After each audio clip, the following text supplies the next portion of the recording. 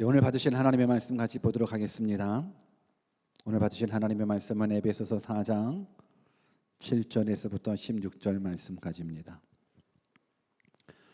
에베소서 4장 7절에서부터 16절 말씀, 우리 한 절 한 절 같이 합독하도록 하겠습니다. 7절 말씀부터 같이 봅니다. 시작.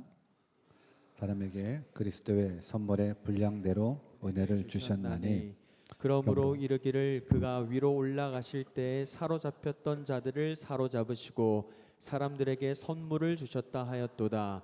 올라가셨다 하였은즉 땅 아래 낮은 곳으로 내리셨던 것이 아니면 무엇이냐.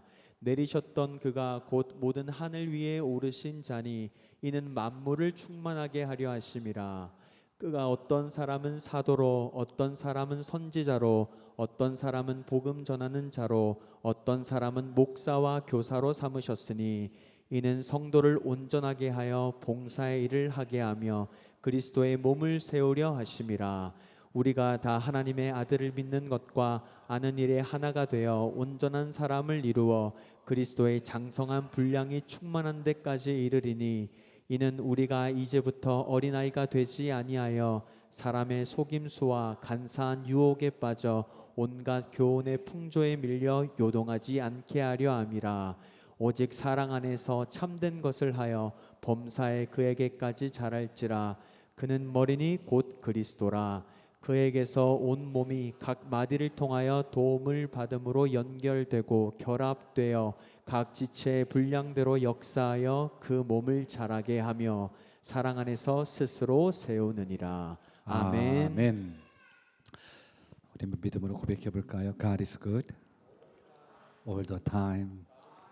이 고백이 시켜서 하는 고백일까요? 아니면 여러분들의 진정한 삶의 고백일까요? 항상 우리 하나님은 좋으신 하나님, 선하신 하나님이십니다. 우리의 상황과 상관없이 우리 하나님은 참 좋으신 하나님. 이 하나님을 여러분들이 말씀으로 만나셔야 됩니다.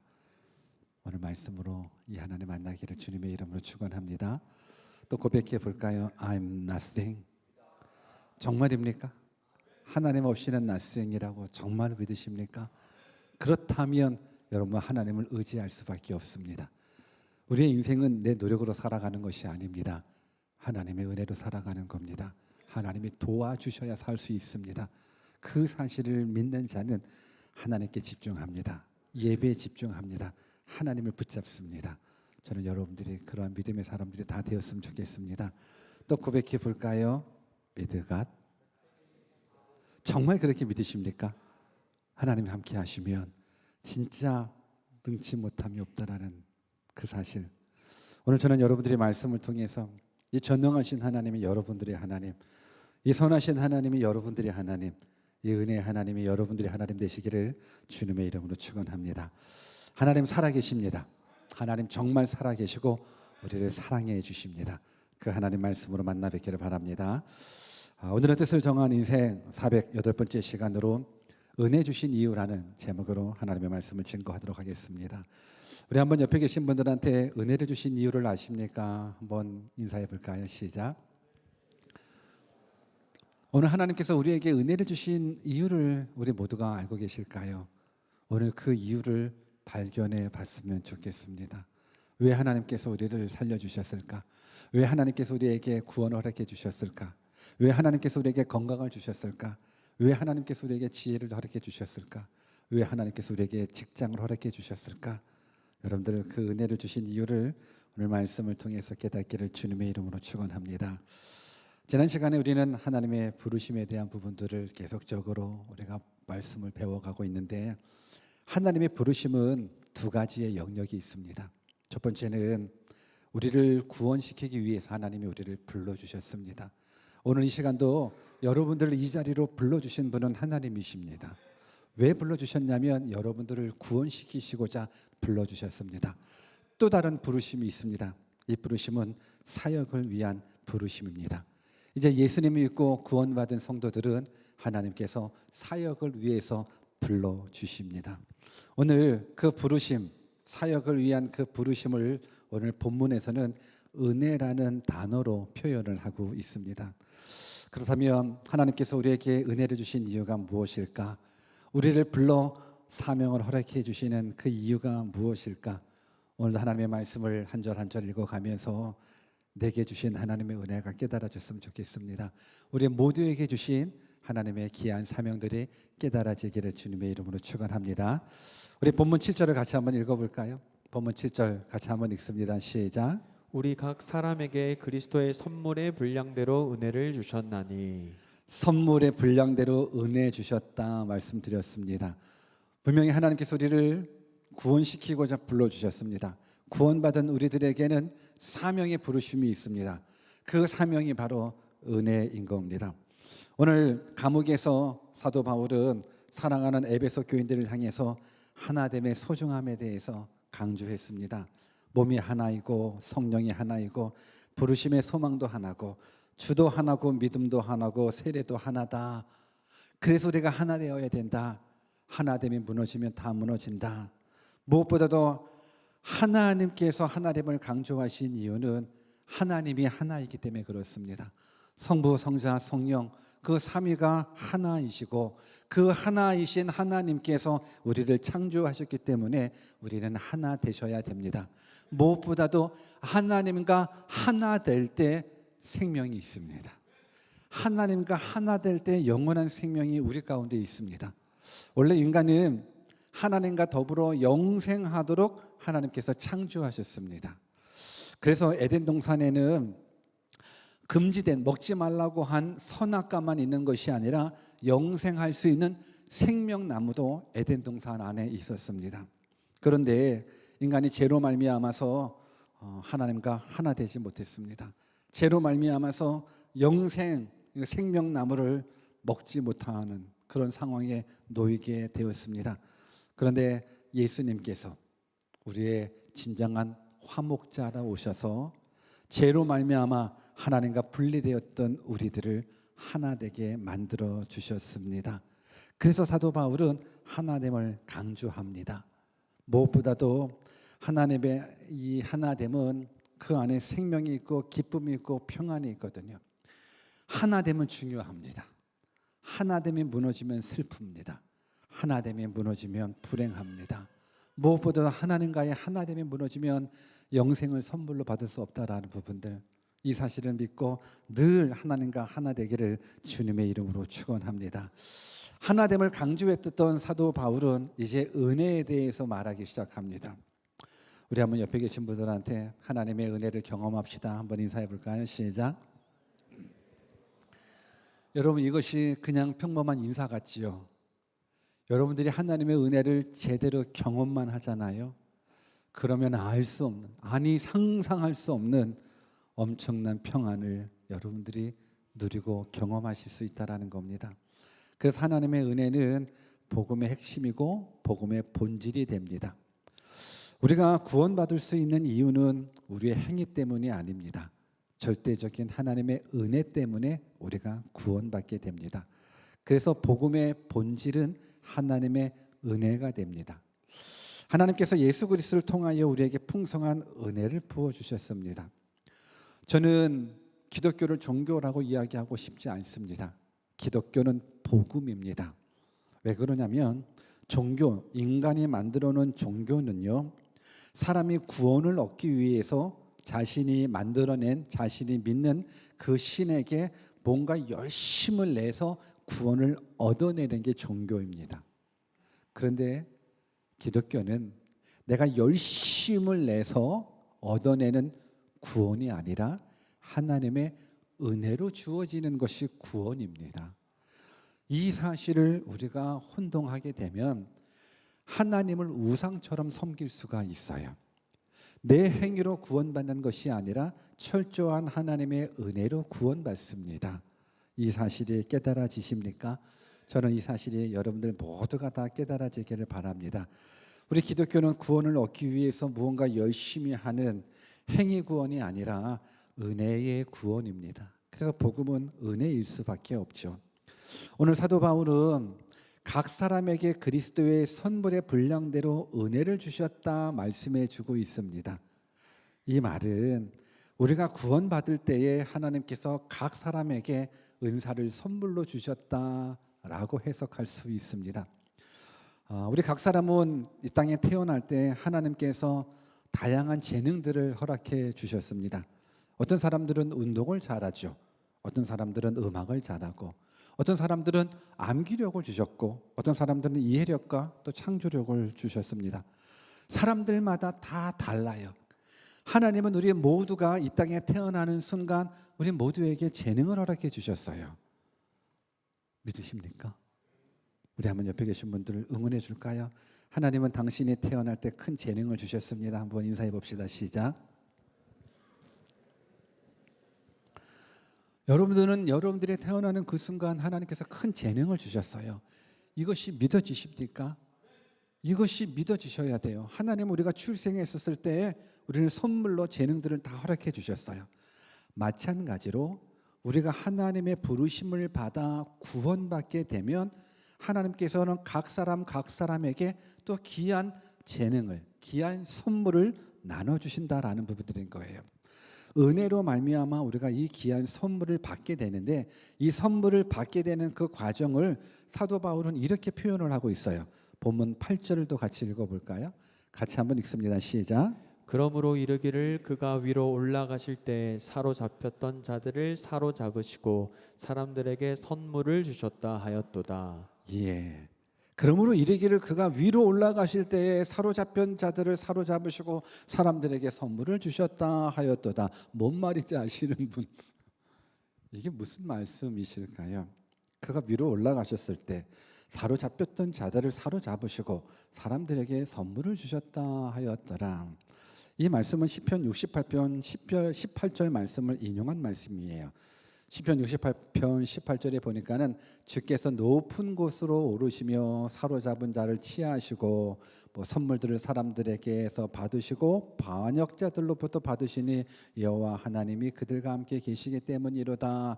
이 말씀을 인용했었던 사도 바울인데, 이 말씀을 이해하려면 전쟁을 이해하면 좋을 것 같아요. 여러분, 한 나라와 한 나라가 전쟁을 하죠. 지금의 전쟁도 비슷하겠지만 옛날 전쟁을 생각하시면 더 좋을 것 같아요. 전쟁하다가 패배하게 되면 그 전쟁한 군인들은 뭐가 됩니까? 포로가 됩니다. 포로로 잡혀가게 돼요. 반면 전쟁에서 승리하게 되면 어떻게 돼요? 전리품을 또 얻게 돼요. 반면 전쟁에서 내가 승리하게 되면 이전에 포로로 잡혀갔었던 내 백성, 내 군인들을 다시금 불러올 수 있죠. 오늘 전쟁에서 승리한 그 나라가 이전에 잡혔었던 포로들을 꺼내오기도 하고 전리품을 가지고 옵니다. 근데 그 전리품을 임금만, 왕만 갖는 것이 아니라 전쟁에 참여한 사람들, 군인들에게 나눠줘요. 근데 전쟁에 참여한 사람들만 그 전리품을 선물로 주는 것이 아니라 전쟁터에 보낸 부모님에게, 형제들에게도, 그 백성들에게도 전쟁의 기쁨, 승리의 기쁨을 얻기 위해서 전쟁터에서 얻은 그 승리의 재물들을 다 가지고 와서 선물로 나눠주시는 모습, 이 모습을 여러분들이 생각하면서 이 말씀을 이해하시면 될 것 같아요. 이 말씀은 결국은 대적을 물리치시고 포로로 잡혔던 내 백성들을 구원해 내주시고 전리품들을 백성들에게 선물로 주셨다라는 이 모습, 온 세상의 주권자이신 하나님께서 우리를 구원해 주셨습니다. 그리고 나서 선물로 구원받은 백성들에게 은사들을, 재능들을 선물로 허락해 주셨다라는 모습. 그런데 이 선물로 주셨던 그 하나님, 그 예수님이 어떤 분이신가? 9절과 10절을 또 같이 읽어볼까요? 같이 한번 읽습니다. 시작. 올라가셨다 하였은즉 땅 아래 낮은 곳으로 내리셨던 것이 아니면 무엇이냐? 내리셨던 그가 곧 모든 하늘 위에 오르신 자니 이는 만물을 충만하게 하려 하심이라. 여기까지 이해되겠습니까? 잘 따라오고 계십니까? 잘 따라오고 계시는 분들만 고개를 한번 끄덕끄덕. 많이 이해를 못하시는 것 같으니까 성경 본문을 다시 한번 읽고 처음부터 다시 시작을 하도록 하겠습니다. 여러분들 어렵지는 않죠. 어렵지는 않아요. 그냥 듣고자 하는 마음, 하나님 제발 깨달아 알게 해주십시오 하는 마음 가지고 한번 들어보셨으면 좋겠습니다. 쉬워요. 하나님이 우리에게 선물 주셨다라는 거예요. 포로로 잡혀 있었던 우리들을 하나님 끄집어내셨고 구원해내셨고, 그리고 승리했었던 전쟁에서 승리해서 가져온 그 전리품들을 선물로 나눠주시듯 구원받은 우리들에게 선물로 다 나눠주셨는데, 그런데 그 선물을 주신 분이 누구시냐? 올라가셨다 하였은즉 땅 아래 낮은 곳으로 내리셨던 것이 아니면 무엇이냐? 내리셨던 그가 곧 모든 하늘 위에 오르신 자니 이는 만물을 충만하게 하려 하심이라. 올라가셨다라는 건 예수님의 부활 승천을 뜻하는 거거든요. 예수님이 우리 죄를 위하여 십자가에 죽으셨습니다. 죽으심으로 끝나지 않고 하늘로 올라가셨습니다. 부활하셔서 하늘로 올라가셨습니다. 그런데 예수님의 하늘 올라가시는 이 승천은 그냥 승천이 아니에요. 그냥 하늘로 올라가심이 아니라 승리의 승천인 거예요. 죄를 이기시고 사망을 이기신 승리의 승천이신 거예요. 여러분, 예수 그리스도의 부활은 승리의 부활이에요. 부활을 아무나 하나요? 부활은 아무나 할 수 없어요. 하나님만 할 수 있어요. 그래서 부활함으로 말미암아서 예수님이 하나님의 아들로 인정되셨던 거고, 그 부활은 죄를 이기고 사망을 이겼다라는 부분들이고, 그 죄를 이기고 사망을 이기신 그 부활하신 하나님, 그 예수님이 우리에게 선물을 허락해 주셨다라는 거예요. 이 보통 선물이 아니에요. 부활하신 그 하나님이 우리 각 사람이 구원받을 때 선물들을 다 나눠주셨다는 거예요. 그러니까 옆에 계신 분들한테 인사해 주셔야 돼요. 엄청난 분이 엄청난 선물을 당신에게 주셨습니다. 시작. 엄청난 분이 엄청난 선물을 우리에게 주셨어요. 깨달아지십니까? 그러면 그 선물이 엄청나니까 기대되십니까? 기대 안 되시는 것 같은데? 여러분, 엄청난 분이 하늘을 승천하셨던 그 승리하셨던 그 예수님이, 그 하나님이 우리에게 각 사람마다 선물을 허락해 주셨어요. 그 선물이 엄청나요. 그 엄청난 선물이 무엇이냐? 11절을 같이 읽어볼까요? 같이 읽습니다. 시작. 그가 어떤 사람은 사도로, 어떤 사람은 선지자로, 어떤 사람은 복음 전하는 자로, 어떤 사람은 목사와 교사로 삼으셨으니. 이것이 하나님께서 우리에게 주신 은혜의 선물인 거예요. 여러분, 교회에게 주신 다양한 직분들이 지금 소개되고 있어요. 구원받은 우리들에게 하나님께서 주신 은혜들인 거예요. 어떤 사람은 사도로, 어떤 사람은 선지자로, 어떤 사람들은 복음 전하는 자로, 어떤 사람들은 목사와 교사로 삼으셨으니, 이 엄청난 선물을 우리에게 주셨는데, 여러분들이 이 글을 읽었을 때 뭐야, 이거는 목사님한테 해당되나? 주일학교 교사들한테만 해당되나? 나랑 해당이 안 되네 라고 생각할 수 있는데, 아니요, 우리 모두에게 해당된 엄청난 하나님의 선물이라는 거예요. 여러분, 사도는 예수님으로부터 직접 교훈을 받아 예수님의 부활을 증거하는 사명을 가진 사람이 사도예요. 그리고 선지자는 하나님의 뜻을 알고 그 뜻을 정확하게 가르치고 해석하며 미래의 일을 예언함으로써 사람을 구원시키고 교회를 위로하고 권면하는 사명을 받은 사람이 바로 선지자예요. 근데 여기까지는 좀 우리랑 좀 먼 것처럼 느껴져요. 선지자도 그렇고 사도도 그렇고 우리는 예수님한테 직접 교훈받은 사람들은 아니잖아요. 혹시 예수님의 12 제자 안에 포함되신 분이 계실까요? 혹시 예수님 이 땅에서 사역했었을 때 그래도 꽁무니를 쫓아가면서라도 직접 보면서 예수님께 배우신 분이 계실까요? 그러면 우리는 사도도 아니고 선지자도 아닌데 라고 실망할 것 같은데, 아니요. 우리는 성령 하나님으로 말미암아서 우리는 사도의 사명을 감당하는 거고, 성령 하나님으로 말미암아 선지자의 사명을 감당해요. 그러면서 오늘날 좀 더 이해하기 쉬운 직분들이 있다 그러면 복음 전하는 자, 불신자에게 예수님을 전하는 직분을 갖는 자가 복음 전하는 자죠. 이들은 목사처럼 일정한 교회에 머물지 않고 순회하면서 전도하는 자들을 일컬어 복음 전하는 자로 소개를 한다 그러면, 목사와 교사는 여러 곳을 순회하지 않고 그냥 한 일정한 장소에서 교회를 보살피면서, 특히 목사는 감독의 직책을 강조하고 교사는 가르치고 인도하는 직책을 강조하는 모습 속에서 그냥 같은 맥락에 하나님께서 허락해 주시는 사명, 직분이라는 거예요. 여러분, 만왕의 왕이신 그 하나님께서 부활 승천하셔서 사망 권세를 이기신 그 승리자로 우리에게 각 사람에게 선물을 허락해 주셨는데, 사도로, 선지자로, 복음 전하는 자로, 목사와 교사로 불러주셨다라는 거예요. 이 사명을 주셨다라는 거예요.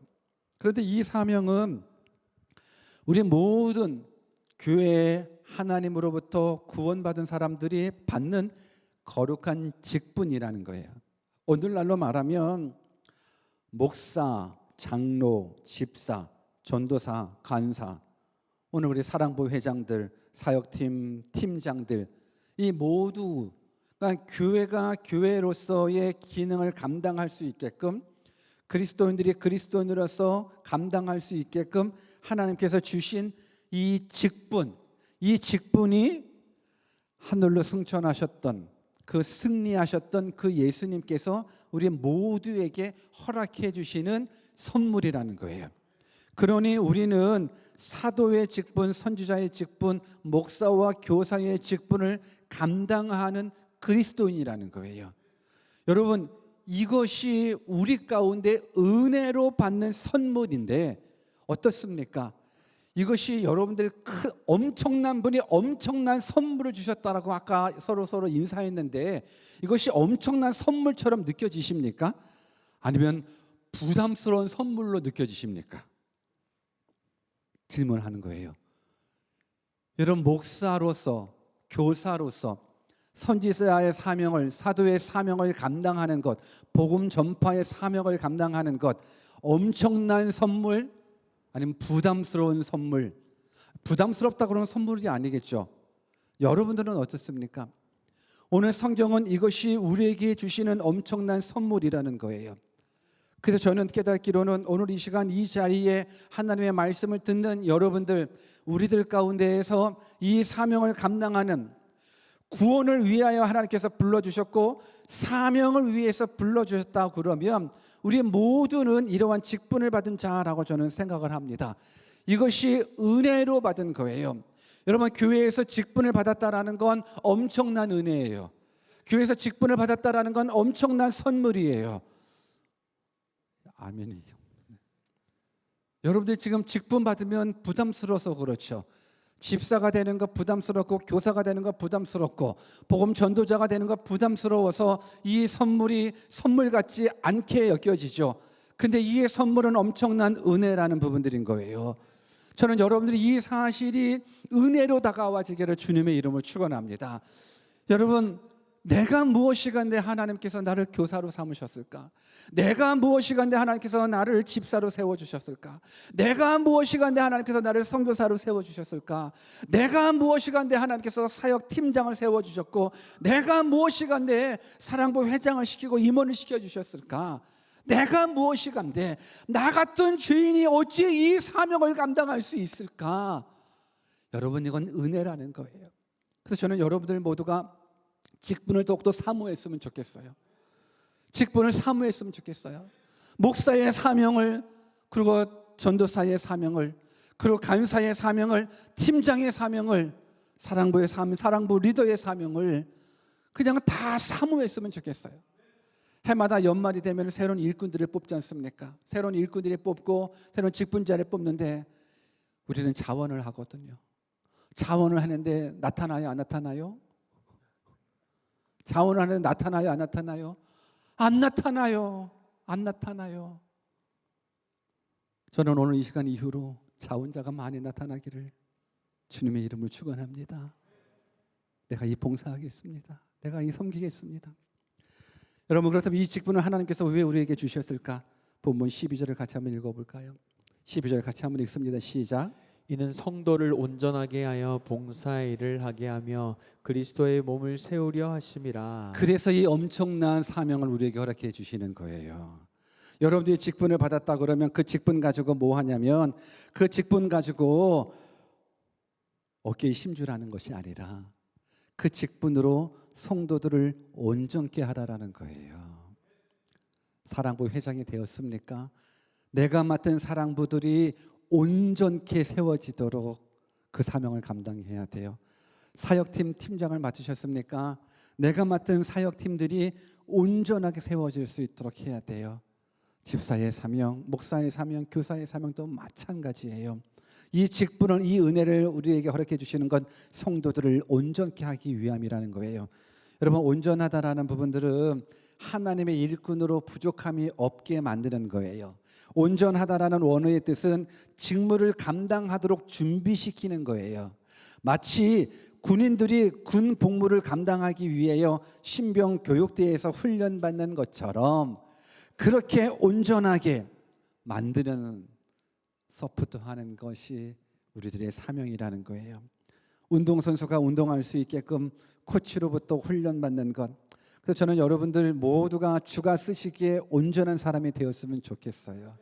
각 사랑부마다 주님이 쓰시기에 온전한 사람이 되었으면 좋겠어요. 훈련시키셔야죠. 말씀으로, 기도로, 사랑으로 온전한 사람 되셨으면 좋겠어요. 우리 서로 온전한 사람으로, 먼저는 내가 온전해서 주님이 쓰시기에 합당한 사람이 되었으면 좋겠고, 더 나아가 나에게 하나님께서 은혜를 주셨다 그러면 이제 이 직분을 통해서 내 주변인들에게 온전함을 나눠줄 수 있는, 온전하게 쓰임받을 수 있도록 사람들을 훈련시키고 교육시키고 사랑으로 섬길 수 있는 믿음의 동역자 되기를 주님의 이름으로 축원합니다. 왜 또 우리에게 이러한 귀한 직분들을 은혜로 주셨냐면 이는 성도들을 온전케 하며 봉사의 일을 하게 하며, 여러분, 봉사의 일을 한다는 건 굉장히 중요합니다. 하나님께서 우리에게 직분을 주신 건 명예나 권위의 직분이 아니라 성도들을 섬기라고 주시는 직분이에요. 봉사의 직분이에요. 여러분, 교회에 여러 직분들을 주셨죠. 여러 가지 재능들을 허락해 주셨어요.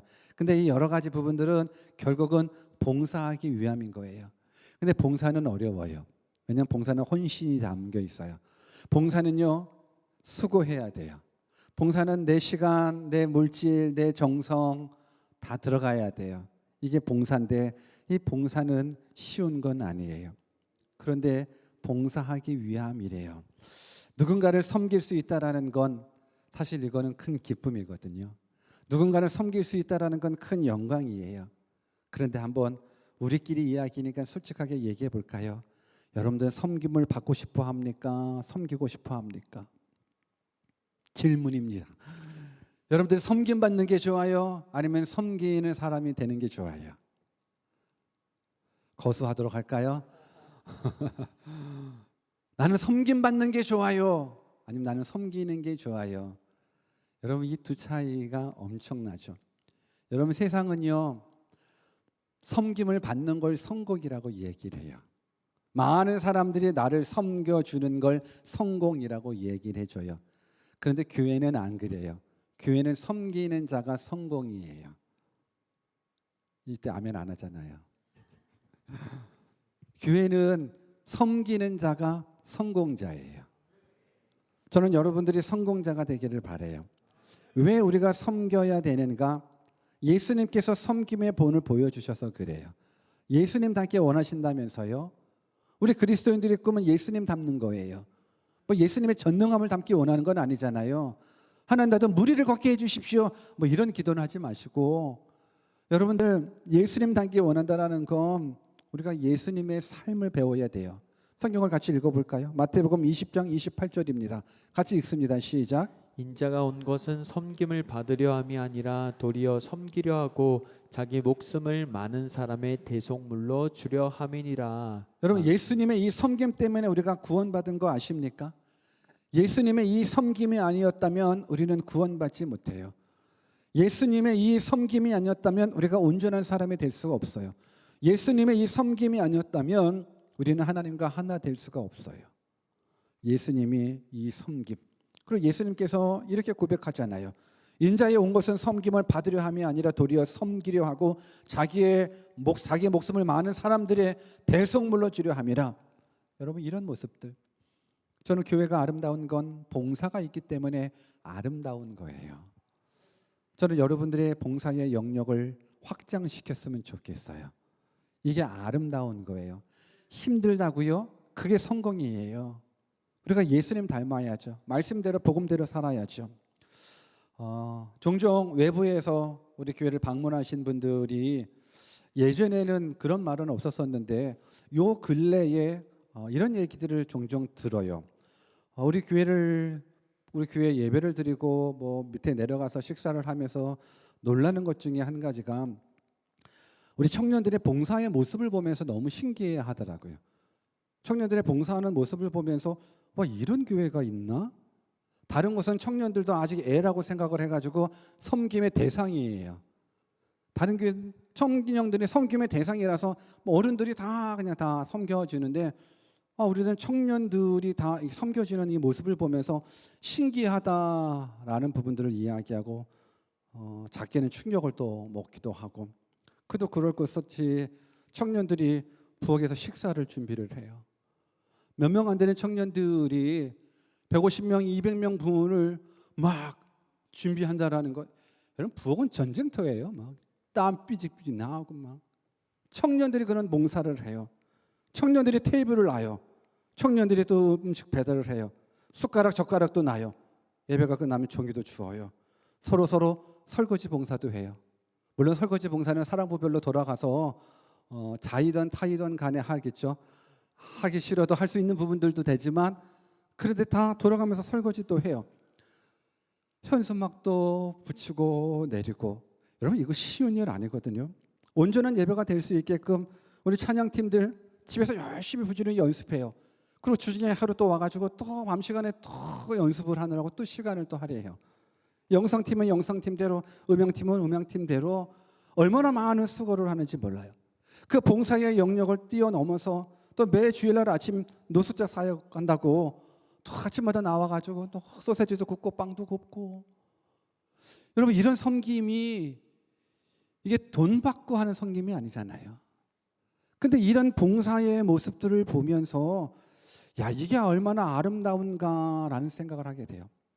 오늘 우리는 그냥 이 한 시간 그냥 예배 드린다라고 생각하겠지만 이 예배할 수 있게끔 그럼 얼마나 많은 사람들이 봉사하는지 몰라요. 얼마나 많은 사람들의 수고와 봉사가 있는지 몰라요. 여러분, 이것이 얼마나 아름다운 건가. 저는 이러한 수고를 통해서 하나님의 기쁨이 되었으면 좋겠어요. 이러한 봉사가 우리 가운데 더 많아졌으면 좋겠어요. 가면 갈수록 이제 교회에서 봉사자 찾기가 어려워진다라고 이야기를 해서, 그래서 한국 교회에는 봉사자가 없어서 이제 식당 봉사도 외부 업체에 들여서 식당 봉사를 하고 있거든요. 여러분이 안타까운 현실에 저희 대형교회는 외부 업체 안 씁니다. 우리는 교회입니다. 우리는 하나님으로부터 큰 은혜를 받아 큰 직분, 엄청난 직분을 받아서 성도들을 온전케, 주가 쓰시기에 합당하게 온전케 훈련받고 봉사로 말미암아서 한 사람이 봉사의 기쁨, 섬김의 기쁨을 알아가는 아름다운 공동체로 주님 오시는 그 순간까지 저는 이 교회 공동체가 그렇게 쓰여졌으면 좋겠어요.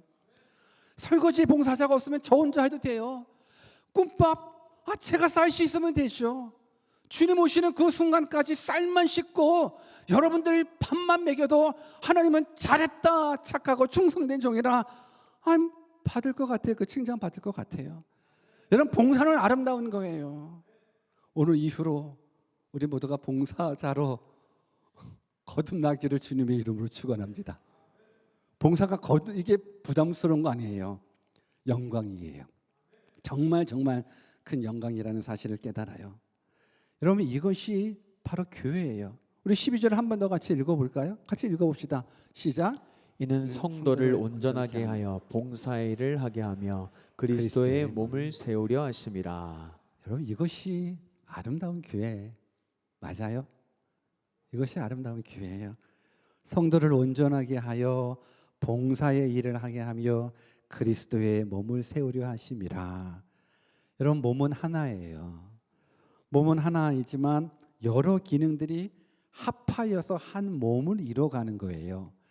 각자 기능대로 움직여 나아갈 때 건강한 몸이 되는 거예요. 몸이 하나이듯 우리가 하나 되셔야 되는 거예요. 하나됨은 우리를 향하신 하나님의 뜻이에요. 봉사도 각자 맡겨진 사역, 맡겨진 재능에 대해서 움직여 나아갈 때 우리는 그리스도의 몸을 이루어가는 거예요. 그러면서 사랑으로, 섬김으로, 수고로, 봉사로 하나님의 영광이 드러나는 거예요. 그러면서 영혼 구원을 섬기는, 여러분, 영혼 구원하기 위해서 봉사는 반드시 필요해요. 영혼 구원하기 위해서 섬김은 너무너무 필요해요. 예수님이 죽기까지 우리를 섬겨주셨듯이 우리도 죽기까지 섬김을 통해서 그리스도의 몸을 일궈 나가는 믿음의 공동체 되기를 주님의 이름으로 축원합니다. 오늘 이 시간 정말 우리들의 삶 속에 하나님께서 주시는 귀한 은혜들이 있습니다. 저는 여러분들이 하나님 주시는 그 은혜의 부르심에 응답했으면 좋겠어요. 이제 한 몸으로 세워져 나갔으면 좋겠어요. 무엇보다도 저는 여러분들에게 부탁하는 건 사실 봉사가 목적은 아니에요. 봉사 자체가 목적은 아니에요. 그리스도인으로서 한 몸을 세워져 나아가는 하나됨의 목적이에요. 그 하나됨을 통해서 하나님의 영광을 드러내는 것, 영혼 구원하는 것, 선교하는 것, 구제하는 것. 여러분, 이보다 더 아름다운 공동체가 어디 있겠습니까? 봉사, 그런 분들도 있죠. 봉사는 많이 하는데 믿음이 없는 경우도 있습니다. 순서가 바뀌었습니다. 봉사는 많이 하는데 믿음이 없다. 아니, 먼저 믿음부터 있어야 돼요. 먼저 하나님의 은혜부터 깨달으셔야 돼요. 그래야 아름다운 봉사가 돼요.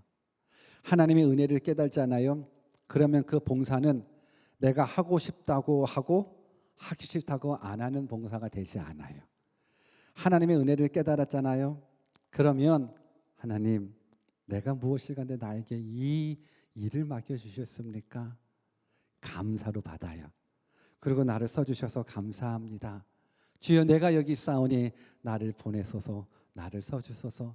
이게 하나님의 은혜를 경험한 사람들의 반응이 되는 거예요. 우리는 복 받기 위해서 봉사하지 않아요. 복 받았기에 봉사하는 거예요. 이 사실을 깨닫기를 원해요. 복 받기 위해서 직분을 감당하는 것이 아니에요. 우리는 이미 예수님으로부터 엄청난 복을 받았어요. 죄 사함의 복을 받았어요. 영생의 복을 받았어요. 그 사랑이, 그 은혜가 너무너무 커서 하나님, 나 좀 써주세요. 나 좀 써주세요. 저는 바라옵기는 하나님의 부르심에는 두 가지가 있다고 말씀드렸지 않습니까? 먼저는 구원을 위한 부르심인데, 혹 이 시간 이 자리에 예배의 자리는 앉아있지만 아직 하나님이 나의 주인으로, 나의 구원자로 믿어지지 않는 분이 있다 그러면, 오늘 예수님, 내가 예수님 믿고 싶습니다. 창조주 하나님이 있다라는 것 전 믿습니다.